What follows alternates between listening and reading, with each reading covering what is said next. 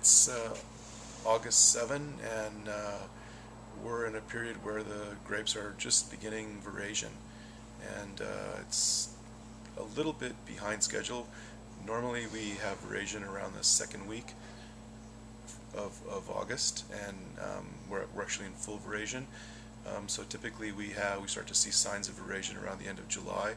We're just starting to see some signs of veraison now, but it's more difficult to explain than that, because the shallow soils, basically areas where there's bedrock that has no soil, that runs out of water really early, those areas typically go much earlier, and that's where we're seeing most of the veraison.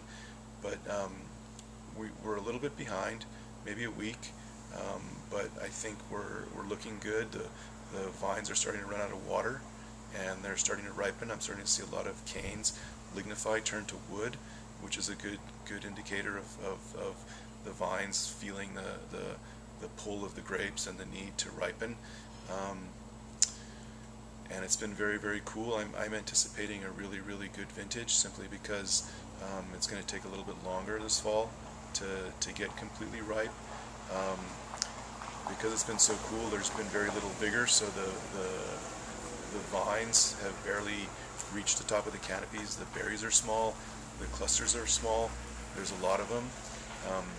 Because of the size of the berries, if you remember from basic geometry, as the sphere decreases in size, the ratio of its surface area relative to the volume increases exponentially. So what that means is there's a lot more skin relative to pulp and juice, and the result is what we typically try for around here is a lot more color, a lot more concentration, more tannin, which is going to be one of the issues on these kinds of years, is that because of those small berries there is going to be a lot of tannin, and it's a question mark, you know, when we pick, when we harvest, and try to make those decisions, and also in terms of how long we allow the berries to ferment and all of that.